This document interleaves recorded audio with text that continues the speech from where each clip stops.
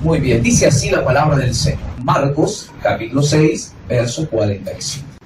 Enseguida hizo a sus discípulos entrar a la barca e ir delante de él a Betsaida, en la otra ribera, entre tanto que él despidió a la multitud, y después que los hubo despedido, se fue al monte a orar. Y al venir la noche, la barca estaba en medio del mar, y él solo en tierra. Y viéndoles remar con gran fatiga, porque el viento les era contrario, cerca de la cuarta vigilia de la noche, vino a ellos andando sobre el mar y quería adelantárseles. Viéndole ellos andar sobre el mar, pensaron que era un fantasma y gritaron, porque todos le veían y se turbaron. Pero enseguida habló con ellos y les dijo: tened ánimo, yo soy, no temáis. Y subió a ellos en la barca, y se calmó el viento, y ellos se asombraron en gran manera y se maravillaban. Bien, hasta ahí la palabra del Señor. El título de este mensaje le hemos puesto Camino al Monte de la Oración. Creo que todos nosotros hoy hemos tenido un tiempo de oración, donde nos hemos intentado conectarnos con la presencia de nuestro Señor. Queridos hermanos, pero antes de que yo pase con mi mensaje, yo quiero hablarte de dos palabras sobre este primer versículo. Primero, vemos al Señor con una cierta prisa, porque la palabra empieza diciendo enseguida. Entonces notamos que el Señor tenía una prisa, y llama la atención porque es un caso único en los evangelios. Sabemos que anteriormente Jesús había hecho un milagro extraordinario, multiplicando los panes y los peces. Pero también hay una parte donde Jesús prácticamente forzó a que sus discípulos subieran a la barca y se dirijan a otro destino. Entonces podemos ver ahí que Jesús estaba con esa prisa de que sus discípulos se vayan de aquel lugar. O sea, los forzó a que ellos subieran a la barca y se fueran de aquel lugar. ¿Por qué? Queridos hermanos, la gente se había maravillado de lo que Jesús había hecho, dándoles de comer a multitud de personas en aquel lugar. Y ustedes sabían que los judíos en aquel tiempo estaban esperando a su Mesías, pero ellos estaban esperando a un Mesías típico rey David, un hombre guerrero, un hombre que venga y los rescate del yugo opresor de los romanos. Entonces cuando vieron semejante milagro, inmediatamente comenzaron a llamarlo y entre ellos a decirse: este es el rey de los judíos, el rey que Dios nos había prometido. Usted lo puede encontrar en el Evangelio de Juan, capítulo 6, versos 14 y 15. Pero en ese momento, los judíos no habían entendido que el propósito de Jesús no era ese. Si bien Él es el rey de los judíos, pero estaba hablando de un reinado espiritual, que Él los iba a liberar del yugo del pecado. Pero ellos lo habían visto de una manera física. Estaban cansados de estar sometidos sobre los romanos. Entonces, al ver a este hombre llamado Jesús, dijeron: no, Él es.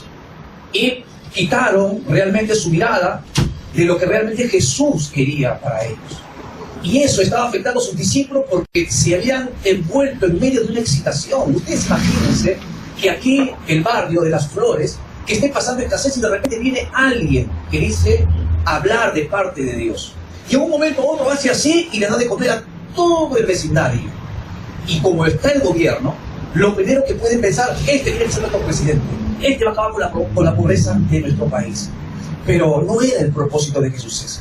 Y como te digo, los discípulos estaban siendo contagiados de ese fervor nacionalista de aquel entonces. Por eso que Jesús dijo: no, los van a torcer a mis discípulos y yo tengo que enseñarles correctamente las cosas. Los forzó a que se subieran a la barca y que se vayan al destino. Y él dice que se quedó despidiendo a la gente que estaba ahí con él.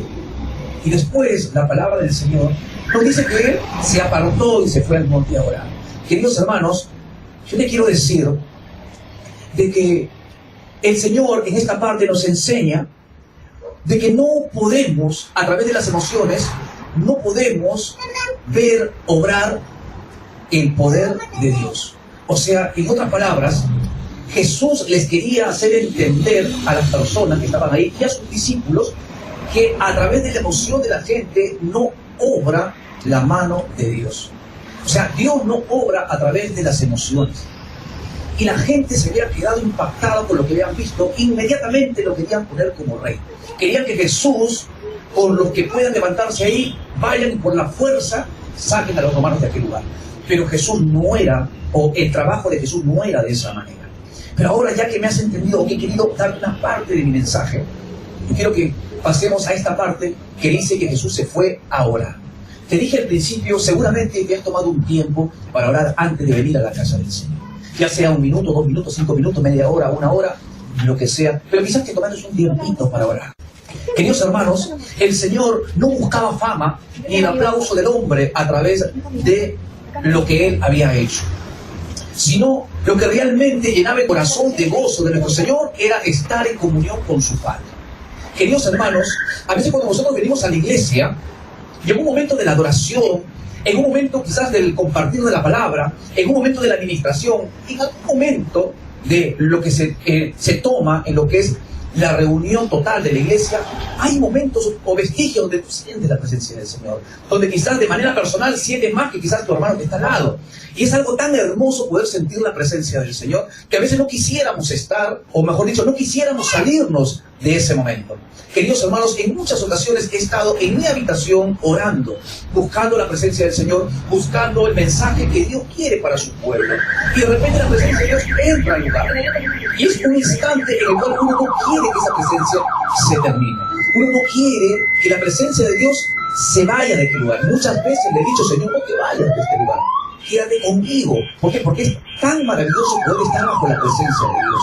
Pero Jesús, Él no buscaba el aplauso del hombre ni tampoco que hablaran de la grandeza que Él haya podido hacer en la tierra, sino que Él prefería apartarse y buscar la presencia de su Padre, porque ahí estaba el gozo de Él. Ahí estaba la felicidad que puede llenar a cualquier hombre aquí en la tierra, poder estar bajo la presencia del Señor. Querido hermano, el monte es un lugar que me permite estar cerca del cielo. Por ejemplo, yo ahora estoy acá en el llano, no estamos en el llano. Pero si yo trato de subir al Cerro San Cristóbal, entonces yo puedo decir que en la copa del Cerro San Cristóbal estoy un poco más cerca del cielo. Pero esto es algo figurativo. ¿Por qué? Porque el monte habla del lugar que tú has separado para encontrarte con la presencia de Dios. Queridos hermanos, yo sé y he escuchado a muchos pastores que dicen, me voy al monte a orar. Y por ahí tienen la bendición de tener un monte, una montaña, un cerro donde ellos puedan apartarse y estar. Yo cuánto quisiera poder experimentar eso, porque escucho a muchos hombres de Dios que hacen y se me levantan los pelos de la emoción, porque digo, yo quiero estar ahí. ¿Por qué? Porque sé que en ese lugar no va a haber ruido, no va a haber auto, no vas a escuchar al vecino, comprate 5 panes, no vas a escuchar al que pasa vendiendo pedos, fierros, de botellas. Yo les estoy en la casa, estoy buscando, ¿no? Un momento de oración y escucho ahí que pasa el frutero, que pasa el verdulero, y uno dice, wow, ¿no? Pero si no tenemos esa bendición, podemos estar en un lugar, el lugar que nosotros podamos tener como para poder tener ese encuentro con nuestro Señor, queridos hermanos. El lugar más cerca del cielo es el monte, que se dice el monte de la oración. Por eso, queridos hermanos, es importante que nosotros pasemos un tiempo con Dios a través de la oración. ¿Por qué? Porque ahí es donde Dios nos corrige, ahí es donde Dios nos consuela, ahí es donde Dios nos fortalece, ahí es donde Dios nos da una palabra directa a nuestro corazón, que puede cambiar el estado en el cual yo me puedo encontrar. Queridos hermanos, Jesús, un intercesor por excelencia. La palabra en Romanos 8:34 nos dice, ¿quién es el que condenará? Cristo es el que murió, más aún el que también resucitó, el que además está a la diestra de Dios, el que también intercede por nosotros. Oiga, en la breve reseña que hemos leído, encontramos a un señor que estaba orando en la tierra mientras sus discípulos estaban solos en medio del mar. Dice que estaban remando con fatiga porque el viento les era contrario. Oye, esta hermosa ilustración nos muestra el maravilloso ministerio de Jesús, que era la intercesión. Oiga, Jesús actualmente intercede desde la diestra del trono de Dios por cada uno de nosotros. ¿Sabía eso usted? Que Jesús, a la diestra de nuestro Señor, de nuestro Dios, de nuestro Padre Celestial, está intercediendo por cada uno de nosotros. Aun cuando tú ya vas o tienes la intención de torcerte, aun cuando estás con los brazos caídos, sin ganas, sin aliento, Jesús está intercediendo. Y ese ministerio también lo tenemos nosotros. Como iglesia, cuando sé que por ahí al hermano le cuesta venir a la iglesia, cuando sé que hasta a mí me cuesta quizás levantarme para orar, Entonces ahí es donde yo tengo que empezar a entrar y a practicar en ese ministerio de intercesión que nuestro Señor Jesús tiene, porque Él es el intercesor por excelencia, para poder interceder. ¿Cuántos de nosotros tenemos familiares que todavía no quieren venir a la iglesia? Te dicen loco, te lavan la cabeza, hay tantas cosas que nos dicen, y nosotros quisiéramos traerlos a la iglesia. ¿Cuántos tienen familiares que todavía no han conocido al Señor? Yo en casa tengo algunos, pero pregunta, ¿estamos intercediendo por ellos? Estamos pidiéndole al Señor. ¿Sabe lo que es interceder? Interceder es ponerse en lugar de la persona. Y Jesús se puso en lugar nuestro en la cruz del Calvario porque nosotros estábamos condenados a una muerte eterna. Pero Jesús tomó nuestro lugar en una cruz del Calvario, queridos hermanos. La vida de oración de Jesús, algo que nos impacta. Cuando tú lees los evangelios, te vas a encontrar donde muchas veces Jesús se apartaba a orar. Y ustedes sabían que todo lo que Jesús consiguió, primero lo obtuvo a través de sus rodillas. Jesús, todas las victorias que tuvo, las logró primeramente en ese lugar secreto que Él tenía en el momento que Él se apartaba y iba al monte a orar. Oiga, mucho se comenta de lo que Jesús hacía en la oración, pero poco se le hace para imitar. Yo quiero que sean sinceros conmigo y me digan, hermano, a mí me cuesta orar. Levante la mano a lo que les cuesta orar. A todos casi nos cuesta orar. ¿Por qué? Porque muchas veces nuestra carne no quiere. Y el enemigo muchas veces se opone. Porque cuando tú logras atravesar esa barrera, oiga, ya no va a ser un sacrificio la oración para ti, sino va a ser un deleite. Imagínate, si estás en la adoración de tu iglesia, si estás en la administración de tu iglesia, y sientes por un instante la presencia de Dios que no quieres que se vaya, ahora imagínate lo que tú vas a sentir cuando estés en la presencia del Señor, cuando logres conectarte con Dios a través de la oración. Oiga, tu sacrificio ya no va a ser un sacrificio, sino se va a convertir en un placer de poder estar con el que ama tu alma, con el que te ama desde aún estando en el vientre de tu madre. Queridos hermanos, nosotros tenemos que entender que la prioridad para el cristiano es poder tener tiempo de oración en cada uno de nosotros. ¿Qué hace hoy en día o la actualidad? ¿Qué es lo que nos vende? Nos vende muchísimas cosas en las cuales nos ocupa o hace que llevemos el tiempo en otras cosas y lo perdamos. Oiga, y eso está ocurriendo con los creyentes. Oiga, este mundo nos está llevando a que la gente camine deprisa sin tener un destino, sin saber a dónde se dirigen. Y lo mismo está ocurriendo con los creyentes. Oiga, este mundo, esta actualidad, al creyente les está llevando a que minoricen sus devociones y puedan extender más sus emociones, su carnalidad, lo que muchas veces nuestro ser, esta carne que ustedes ven, quiere. Oiga, ¿cuántas veces agarras la Biblia para leerla y te da sueño? Pero te pones a ver un programa de televisión y no te duermes. Una vez un compañero del instituto bíblico me decía, el otro día hablando con un muchacho en la iglesia me decía, he encontrado la manera de dormir cuando uno tiene insomnio. Y él le dice, ¿cuál es? Agarra la Biblia, la pones a leer y al instante te duermes. Y qué gran verdad, queridos hermanos. Agarra la Biblia y te comienza a dar sueño, sea en el momento que sea. Queridos hermanos, la palabra del Señor nos cuenta de que los discípulos estaban en la barca y estaban remando con gran fatiga. ¿Por qué? Porque dice que tenían el viento en contra. Oiga, los esfuerzos para llegar al destino a estos discípulos les había causado dolor. Y muchas veces a nosotros nos pasa de que hacemos nuestras cosas, y más cuando hacemos las cosas para Dios, sentimos un cansancio, sentimos una fatiga. A veces no tenemos ganas, pero ya saben, ¿cuántas veces vengo del trabajo? En estos días estuve dedicado de salud, y el pueblo yo tenía que predicar. ¿Usted puede creer que ganas para predicar tenía? Mi esposa me decía, ¿te sientes bien como para que prediques? ¿O quieres que yo te ayude? ¿O quieres que yo lo haga por ti? Y dice, no, quédate tranquila. ¿Qué hice? Me encerré a orar. Y cuando salí de la oración, salí tranquilo, descansado, como si me hubieran quitado un peso de encima. Y prediqué, canté, lo hice de la mejor manera. Y después me estaba acordando y decía, hoy tenemos una entrevista con un matrimonio. Espero que no se acuerden o se compadezcan de su pastor porque sabían que yo estaba delicado de salud. Terminamos y se acerca el matrimonio y dice, pastor, ese video tenemos una entrevista. Bueno, está bien, nos sentamos. Estuvimos un tiempo más con ellos. Y gracias a Dios el consejo de Dios vino bien para ellos, se fueron contentos a su casa. Yo completamente tranquilo, no me sentía cansado ni fatigado. ¿A qué voy con esto, querido hermano?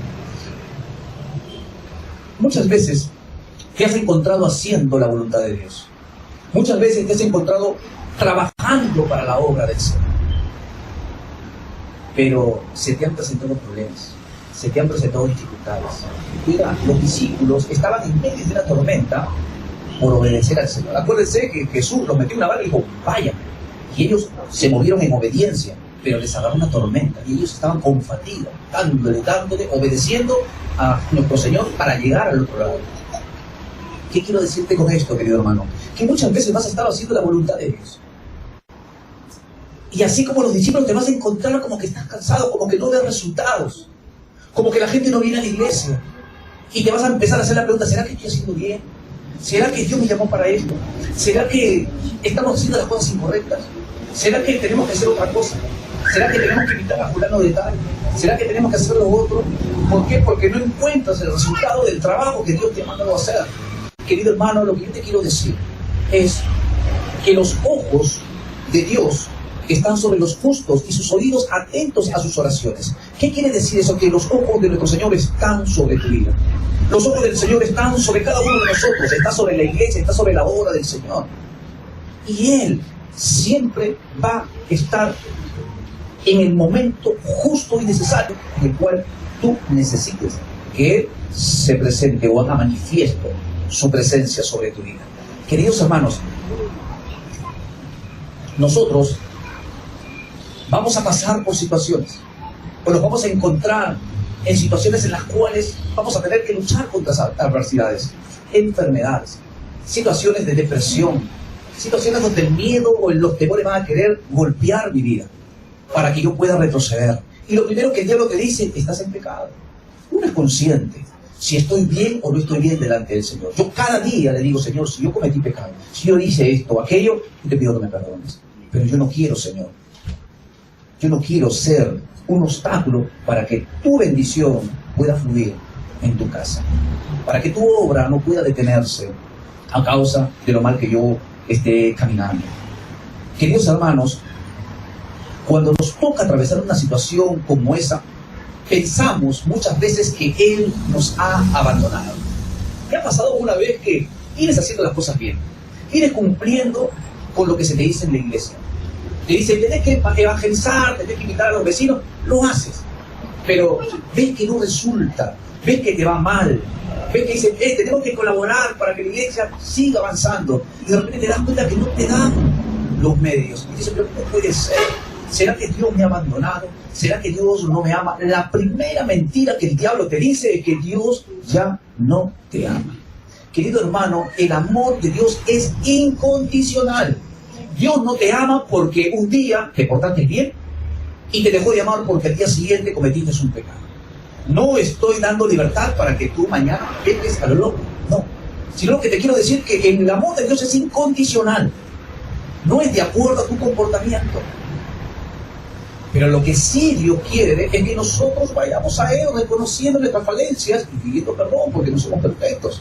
Quien le habla creo que tiene más errores que virtudes. Somos seres humanos y cada uno está camino a un proceso de la perfección.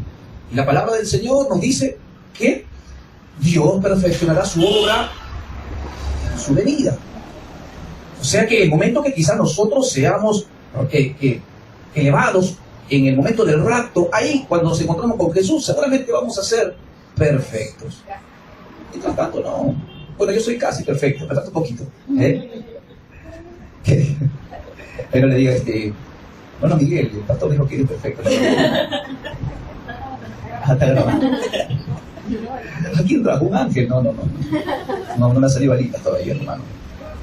Queridos hermanos, esa es la mentira que muchas veces el diablo nos dice. Él te ha abandonado. Él no te ama. Queridos hermanos, y hay algo también que llama mucho la atención. Dice que a la cuarta vigilia, estamos hablando de entre las 3 a las 6 de la madrugada, Jesús se aparece. Jesús dice que empieza a caminar sobre las aguas. Oiga, y la pregunta es, ¿Por qué el Señor no vino antes? Si sus discípulos estaban ahí peleando, estaban con fatiga, en contra del viento. ¿Por qué Jesús no vino antes? ¿Por qué Jesús no vino antes a la primera vigilia y así le hubiera evitado tanto esfuerzo y quizás hasta sufrimiento? ¿Por qué? Queridos hermanos, hay momentos donde Dios permite que lidiemos con algunas situaciones para despertarnos y poder enfocarnos en Él. Dios muchas veces permite, no es que Él te manda la enfermedad, no es que Dios dice, lo veo medio vago, le voy a mandar un montón de problemas para que esté ocupado. No. A veces los problemas o las situaciones vienen a nuestra vida por causa de las decisiones que nosotros podamos tomar. Sabemos que nosotros vamos a tener una lucha continua con nuestro adversario Satanás el diablo, pero Él está vencido. Cristo Jesús lo venció en la cruz del Calvario. Queridos hermanos, pero muchas veces Dios permite ciertas cosas que vengan a tu vida para que tú seas despertado. Imagínate que empiezas a venir a la iglesia, no tienes trabajo, tu familia no quiere saber nada de Dios, pero empiezas a venir a la iglesia. Dios te comienza a bendecir, te da un trabajo. Empiezas a ganar, no voy a decir sueldo mínimo, empiezas a ganar $2,000. Amén. Nada. Amén, lo recibo. Empiezas a ganar $2,000. Part-time todavía. Nada, ni tiempo completo. $2,000. Todo te va bien. Empiezas a apoyar a la iglesia, empiezas, a construir tu casa, te compras el auto, comienzas a ser próspera o prosperado. Y tu familia comienza a venir a la iglesia. Está todo bien. ¿Ya? ¿Qué pasa cuando te despide el trabajo? ¿Qué pasa cuando tu familia se revela y no quiere saber nada? ¿Qué pasa cuando tus hijos se comienzan a pelear y lo que tú compraste se lo comienzan a llevar? ¿Qué pasa con eso? Muchas veces eso nos lleva a que nosotros nos desconectemos de Dios, reneguemos de Dios, culpemos a Dios. Usted, si se casó, cuando estás ahí en el altar, ¿no? El hombre y la mujer dicen, no, prometo, en las buenas, en las malas, poder estar contigo. Y a veces, queridos hermanos, nosotros no, otros hermanos, vamos a decirlo así, de otra iglesia, como que a veces, cuando Dios te da, ellos están felices, Dios es maravilloso, es fantástico, yo lo amo por todo el corazón. Pero cuando Dios deja de dar, dice, no puede ser, esto que lo otro, siempre piden, y comienzas a renegar, entonces, ¿cómo es? ¿Sigues a Dios por lo que Él te da o sigues a Dios por lo que Él es para ti? Queridos hermanos, muchas veces nos hemos equivocado o cambiado nuestra manera de ver a nuestro Dios. Queridos hermanos, nosotros trabajamos en su viña, pero a veces no vemos los resultados, como les decía anteriormente. Oiga, yo he conocido gente que tiene más años pastoreando que yo y que a veces cuentan sus experiencias y dicen, ¿cuánto tiempo me desgasté? ¿Cuánto tiempo avancé? ¿Cuánto tiempo hasta de mi sueldo tuve que poner para pagar el alquiler? Pero nada, la gente malagradecida. En vez de que vengan, la gente se iba y no veía cambio, no veía nada, no veía avance. Y estoy a punto de dejar todo. Así chiquitita, no te voy a contar la historia de un pastor de Argentina, muy conocido en el mundo. Fue pastor de mi esposa. Este pastor tenía la iglesia chiquitita, más chiquita que esta. En las mañanas era iglesia y en la noche era dormitorio. Queridos hermanos, este pastor, graduado del Instituto Bíblico, él contaba siempre que tenía 4 abuelitas.